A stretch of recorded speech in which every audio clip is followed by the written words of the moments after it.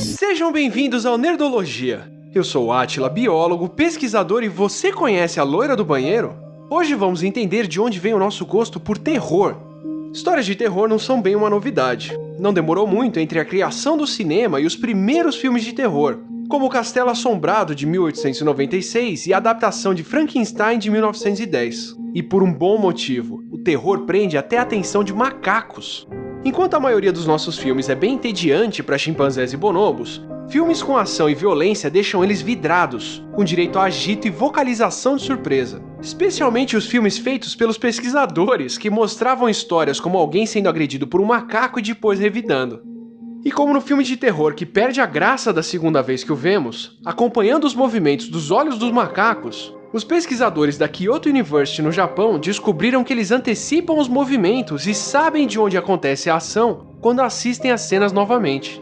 Como já explicamos no Nerdologia sobre aflição, temos uma região no cérebro capaz de reproduzir os sentimentos e sensações que vemos em outros. Por isso mesmo, quando vemos alguém em uma situação de perigo em um filme de terror, podemos contrair os músculos e sentir a mesma tensão que a pessoa. Em uma situação emocionante de medo ou terror, seja pulando de paraquedas, vendo um filme ou mesmo lendo, não é a adrenalina que dá a sensação que as pessoas buscam novamente. É o neurotransmissor dopamina. Como o Minutos Psíquicos já explicou, o susto é uma das emoções humanas mais básicas. Passar medo em situações controladas, como em um jogo ou em uma casa mal assombrada, estimula a produção de dopamina no cérebro e desperta a sensação de recompensa e prazer.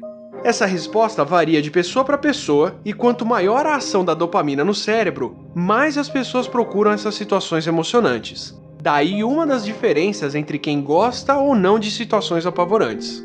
Mas por que passar medo em uma situação controlada nos dá prazer? A maneira como mais aprendemos, lembramos e transmitimos conhecimentos é contando histórias. E o que histórias de terror nos contam é como nos defender ou fugir de situações perigosas. Como Jonathan Gottschall conta em The Storytelling Animal, as histórias contadas ou mesmo inventadas por crianças normalmente envolvem ações como se perder, ser levado, mordido, morrer, fugir e outros temas leves. Nossos sonhos também são cheios de problemas, como situações de perigo, perseguições e fugas. E as histórias, os mitos e o folclore repetem o mesmo. Os contos dos irmãos Grimm, que citamos no Nerdologia sobre games e violência, estão cheios de predadores como lobos e ursos, e o que acontece com quem não se cuida perto deles. No conto da Chapeuzinho Vermelha de Charles Perrault, de 1697, uma criança que anda sozinha pela floresta não tem muita sorte. Não só o lobo come a vovó, como come a Chapeuzinho, sem nenhum lenhador vindo para o resgate. E se você se pergunta qual o risco que corríamos de sermos comida, basta dar uma lida em Man the Hunted para ver como os ursos, leopardos, leões, hienas, cobras e até aves de rapina comiam nossos ancestrais. Como o livro conta, acompanhando babuínos atualmente, vemos que durante o dia eles são capazes de revidar ataques e até matar leopardos.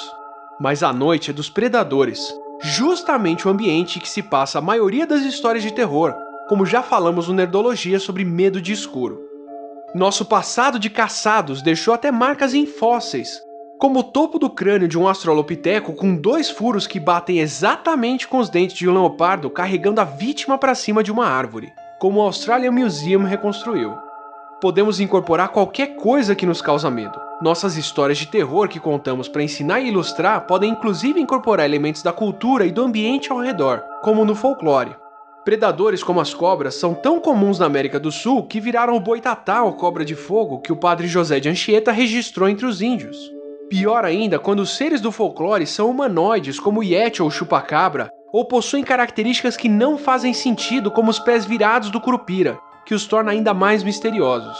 O desconhecido ainda é usado para o medo, dos contos de Edgar Allan Poe, ao rosto escondido em O Chamado e até trilhas sonoras. Analisando os efeitos sonoros de filmes, biólogos que normalmente trabalham com chamados de marmotas repararam como filmes de terror são os que mais fazem barulhos de gritos e outros sons repentinos, que acontecem depois do silêncio e do mistério que prendem a atenção para o susto. Quanto mais repentinos os barulhos e menos constante a trilha, maior a sensação de incômodo. Outro tema constante do folclore de histórias de terror é a relação com a morte. Criaturas que parecem desafiar a morte, como a mula sem cabeça, são as que mais nos incomodam. Por isso o Halloween americano acontece na tarde antes do Dia de Todos os Santos e do Dia de Finados. Além do fim do outono e começo do inverno na América do Norte e Europa, quando até as plantas morrem, as pessoas aproveitam essa colheita para usar rabanetes e depois abóboras para proteger a casa das almas que estão à solta. Eu só acho muito curioso e algo que fala muito sobre o Brasil que um dos personagens do nosso folclore mais conhecidos é o Saci Pererê, que é um baita de um troll. Não se esqueça de curtir e compartilhar o vídeo, assine o nosso canal para mais histórias de terror e até a próxima quinta. Mais um agradecimento ao André Rabelo do Minutos Psíquicos pela ajuda. Esse Nerdologia se aprofundou no universo do Halloween e do folclore brasileiro com o apoio do Bradesco, que nos desafiou a conhecer um pouco mais sobre essas histórias que fazem parte de nossas vidas. Por favor, críticas, comentários, sugestões e temas aqui embaixo e nos nossos perfis no Twitter e no Facebook.